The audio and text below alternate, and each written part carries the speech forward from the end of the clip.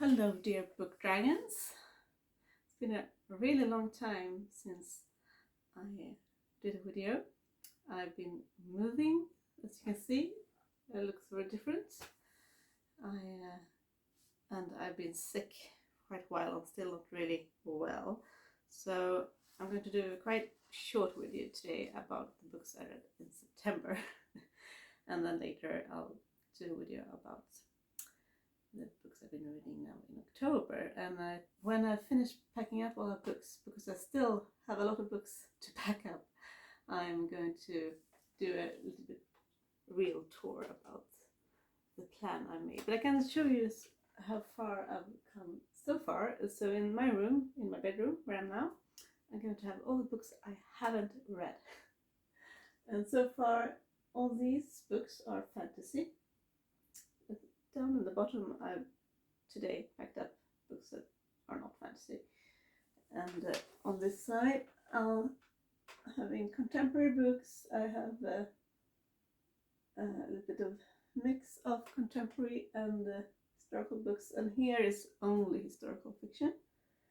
A little bit of mix of detective stories and other stories, and just a lot of books. And in my hallway I'm going to have all the classics and beautiful classics, and we have a work room downstairs where I'll have all the books I have already read, which is the biggest collection of all my books. But as you can see, I have a lot of books I haven't read yet, and I also have some books on my bed.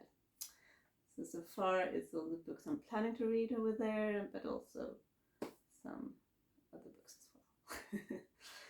And in September I read the two last books in a Swedish series, which I talked about in my earlier video, my oldest video, which I read then, the first two, and then I finished the third and the fourth in this series by Denise Rudberg, which is about in Sweden during the Second World War, and these women who works with decoding German codes, but not only Germans, also Russian and things going on in America, and and they're really interesting, and they're very, very fast going.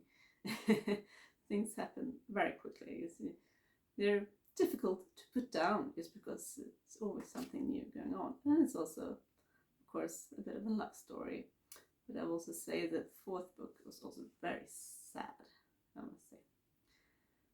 Yeah, but I don't have them because I've given them back to the person I borrowed them from.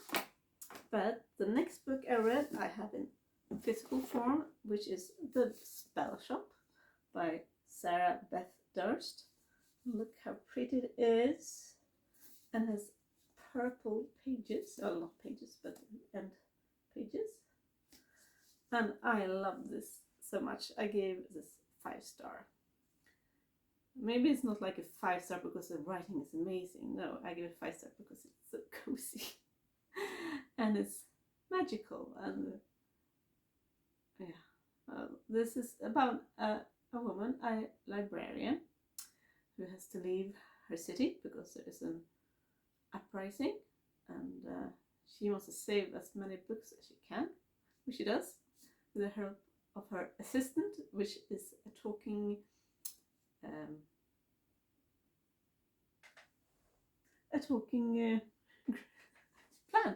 plant, sorry. Me and words. This plant is so fun and sweet. Yeah. So she leaves on a a little boat, and goes back to the island where she grew up. And she hasn't been there since she was a kid. And she finds the cottage her parents left, and she moves in, but she hides the books. She hides for the people living on this island that she has these, because it's magical books. Well, not the books themselves are not magical, but there are spells in them. And what she realizes, she doesn't have a lot of money, and she decides to start using the spells to help her grow plants so she can sell jam, and she starts making jam and other things as well. And she becomes friends with the baker in town. She becomes friends with this young man who remembers her, but she doesn't remember him from when they were kids. And just happens so many cute, romantic, sweet things. It's just a very, very cozy book, and it's also very magical, very funny, fluffy things happen. Yeah, so if you want to have a very light, sweet read, I'll definitely recommend The Spellshop. And after that, I listened to a Swedish series, the newest one. It's like a detective series by Karin Julström, Offer i frack. So that would be I can't find the translation, but it's it doesn't matter. But it's a detective story about I think it's a 5th book in a series. It's about this elderly elderly lady who is she used to be an actress on one of Sweden's most famous stages, but in the first book she moved out to the countryside to live with her nephew, and a lot of strange things happen in this little village.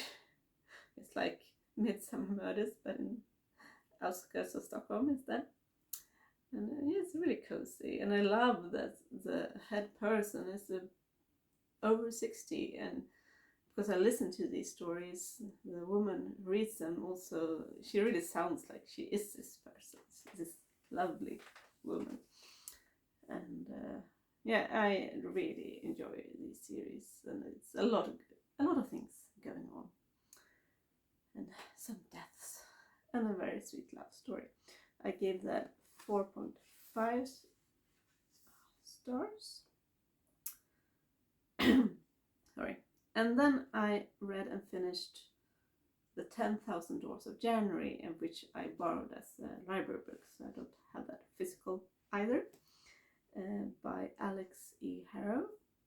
And I enjoyed that really much. I think I first wrote 4.8 stars, and then I changed it to 5. It is quite a dark story, but really beautiful and very interesting. It's kind of a fantasy story, but set in our world, in America, in the beginning 20th century, I think. Oh, yes. I don't remember exactly when, but it feels. The head person is a young girl. I've forgotten her name now. I should write these things down. But I read that in the beginning of September. I read it in 5 days. It was really good. And as I said, it's quite dark. But it's like a portal fantasy. And this 10,000 Doors of January. Yes, the person, she's called January. And in the beginning I was like, but when is she going to find these doors? Because she talks about it in the beginning, that when I was 17 I found my first door, but then you get to know her from maybe age 7, and so, but I really liked it. It's fascinating about, I don't want to say too much about it. It was just really good, but dark. And as a reader, you understand more things than January does about the people, the man she lives with. Her dad is going around the world finding things for the man she lives with, who's kind of her guardian, but he's not a very nice person, not at all. but she kind of believes in him. She believes in him so long. It's devastating. It's so devastating how she believes in him. So that's why it's dark. It's also a love story, but it's not in the focus, I would say. But it's more about finding these doors and about freedom. It's about freedom and how it is to not be how other people are, not being light-skinned, not coming from this world. Yeah, and it's a lot about reading, I would say. She references a lot of books. She reads Jane Eyre and a lot of other stories, Alice in Wonderland. Yeah, read it. Let's see. After that, I read Beach Read by Emily Henry. No, sorry. Before that, I listened to a Swedish kind of detective story, but it's not a detective story. It's about a young couple of elderly people who robs things, places. They don't rob a bank, they rob the Swedish National Museum. Yes. And it's just really funny. I was listening to it while packing for my move. It's perfect thing, light listen, and I laughed a lot. It's also really silly. One of the elderly people, they see this TV program about how well people in prison has it, and realize that it's better there than in our elderly home, which used to be nice, but it's become more and more horrible to stay there. So she convinces her friends that they should rob something, not being horrible, not hurting anyone, but in the end go to prison to have it better.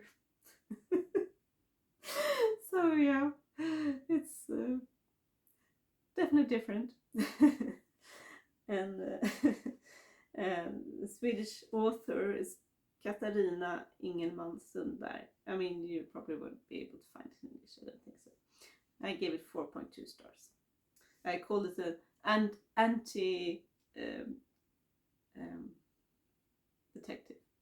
An anti-detective story. And then I read Beach Read by Emily Henry on my phone. I gave it 3 stars. It took quite a while for me to read it through. Yeah, I have read, I think it was in August, I read another book by her that I really liked and found it very spicy, very good. What do you say? You can really see the sparks fly between the two people, but in this book I didn't really feel that. It felt kind of silly, really. There were some good moments about books, about writing and stuff like that, but the actual love story felt weird. It took me a long time to read it, finish it. That's because I started it the 19th of July and finished it the 9th of September. Yeah, so maybe if I read it physically, then I would have read it faster. Maybe I would have liked it better, but kind of lost the feeling for it. Yeah, but then I read one of the best books I read so far this year, and that was Honeybees and Distant Thunder. And I saw about this on a YouTuber I follow. Can't remember her name right now, but when she talked about it, something really interesting. It's about people in a piano competition in Japan. And as I just started music school myself, I thought, oh, I should read that, get inspired. And it's a really, really sweet book. It is really a lot about playing piano. I would say it's kind of more about music than relationships, but it was also, these friendships. It took quite a while before you actually get to see the friendships, because you get to follow these different pianists. Yeah, it was just very unique and different. And as I play piano myself, when I read about the music they were playing, I looked them up on Spotify and listened to them while reading, and not every song, of course, because it's quite a lot of music they talk about. But yeah, it was unique and different, and I gave it 5 stars. It's yeah, I really like this. So yeah, read that if you want something different and enjoy reading about music, and but not also sorry, not just the technical part, of course, of playing, more about how they get visuals of the things they see when they create music. This things is very poetic. I would say this is a very poetic book, because and very spiritual. Yes, that's the right word. Yeah, it's very special. Read it. And then I read something very different from that, and that was the Witch's Guide to Fake Dating a Demon, and this was just very funny. Very fun, very light-hearted, and kind of crazy, but also about nature as well, because the witch that we meet in the story, she is like a nature witch.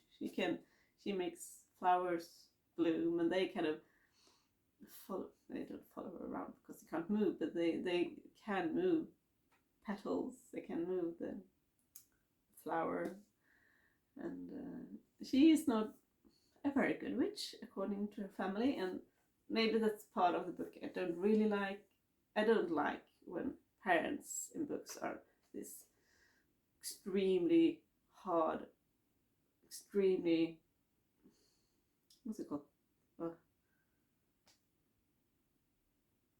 Anyway, well, when it's a bit over the top about how they behave towards her, and it doesn't, for me, it doesn't feel realistic. And of course, I know there are parents who are horrible to their kids. It's like a bit like an American film where everything is just too much. It is set in America, by Sarah Hawley. Yeah, apart from that, it's really sweet. It's cute. It's hot. It's spicy. Not extremely spicy. They have a good tension, I would say. The demon that she accidentally summons when she's supposed to do something totally different, and when you summon a demon, you have to make a deal, and of course she doesn't want to make a deal. If you make a deal, you lose your soul. So he has to follow her around until she makes a deal. Yeah, it's really sweet. I gave it 4.5 stars. Would be fun to read something more by her. I think, yeah, in the end of the book, you get to read a bit from her second book, which is about Mariel's best friend. So I'm looking forward to that. And yeah, then I started but didn't finish The Magician's Daughter, so I'll talk about that in my other video about October. So yeah, we'll see you soon again, and I hope you're having a really lovely October with lovely books, lovely nights, good food, and the best all to you.